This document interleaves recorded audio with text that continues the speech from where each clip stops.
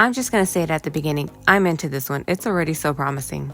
After reading just the promotional chapter and even chapter 1, I was ready for this. I was sold with this story. Of course, it does have its issues, but this manhwa, The Male Leads Are Trapped in My House, is a really fun story so far. I'm not entirely sure when this series released, but at the moment there are 24 chapters. The light novel it was based on seems to have released in 2022 and is now complete with 282 chapters and 8 side story chapters. I looked, but I wasn't able to find a translated version of the story. I was able to find a little bit of story spoilers, but at the moment they don't make a lot of sense to me since it's still early in the manhwa. As I said, I do enjoy this story so far. It is a transmigration story where the main character is in a novel. She isn't a villainous character, more of a side character who is an incredibly wealthy heiress. Now, as much as I do like the story, I will admit it does drag a bit. The promotional chapter and the first chapter really did an amazing job of selling the story to come, but halfway through the first chapter, it jumps back a few weeks, so for 20 or so chapters, it's just preparation. I do think that this could have been cut in half, so really this is my only issue so far.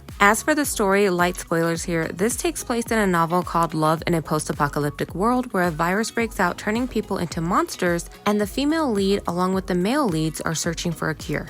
The main character of the manhwa ended up dying in an accident and transmigrated into the novel as Cherry Sinclair, a very wealthy side character. Since she knows what is coming, she begins preparations to build a shelter and does whatever she can to survive the upcoming monster apocalypse. I love this main character. She is honestly great so far. Except for the fact that she needs to know what's coming so she can prepare, this really could have just been a fantasy story instead of a transmigration one. Her personality doesn't change when she remembers, all that changes are her actions. There are so many stories where the main character transmigrates or reincarnates and decides to avoid all the story's lead characters and then questions the changes later, and it always makes no sense. This does the same thing where she's trying to avoid people, build her shelter, and questions why she's being bothered, and I am fully on her side because why are you here? I mean, I know why, I know you actually have reasons to be here, but it makes so much sense why she's so annoyed, and I'm annoyed for her and with her. As for reviews, all positive, all loving this. People seem to have nothing but good things to say about this series. The art is great, it's really beautiful, though sometimes it is a little wonky with proportions.